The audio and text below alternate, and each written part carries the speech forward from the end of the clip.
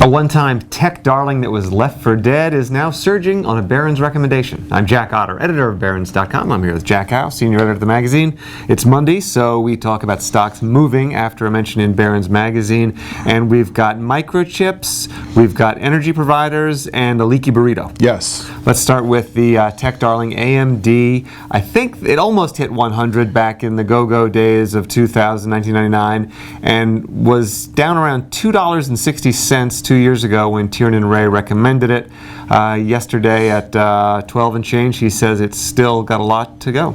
Yeah, it's up huge. This is an also ran to Intel, of course, in chips for personal computers, chips for servers. That's okay. That's a pretty good spot to be in because there's only two main players in that business. The question is AMD going to have a minuscule share or a meaningful, second highest share in this business? And they've got some good things going on there. There's a new chief who's taking charge in that spot about 2.5 years. They had brought back a key designer from the past that has helped them with some new chip designs. Tiernan says they have some new designs that are going to be coming out in the coming quarters, starting with desktops, then rolling out notebooks. And there's a lot of opportunity to grab share here. He's impressed with what they're doing.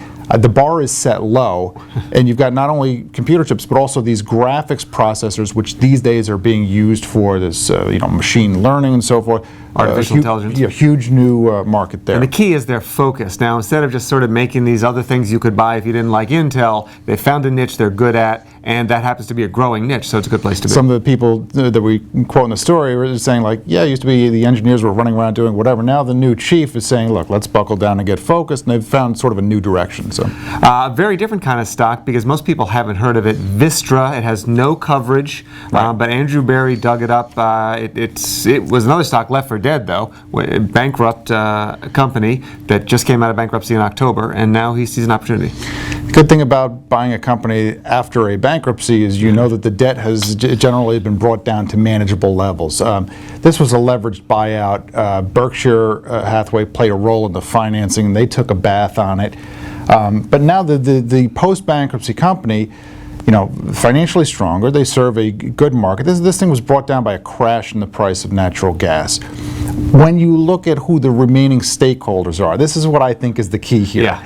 You see some Wall Street money makers who know how to unlock value from a thing like this after this kind of bankruptcy transaction. So I think it's Apollo, it's Oak Tree. You're going with the smart money right. when you bet on this stock. So, it trades cheaply relative to other utilities because no one knows what it is. When you buy, you're in good company here, and I think maybe they can unlock a higher share price. So AMD jumped about 8.5% on our story. Vistra was up about 2.5%. Meanwhile, on the other side, you said Chipotle was something investors ought to stay away from. It's down a little bit on your story. What's wrong with Chipotle?